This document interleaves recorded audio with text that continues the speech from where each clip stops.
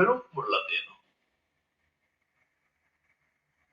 කෝටි ගාණක් මහ රහතන් වහන්සේලා අතරින් මහා ශ්‍රාවකයන් වහන්සේලා බවට පත් උනේ කොච්චරක්?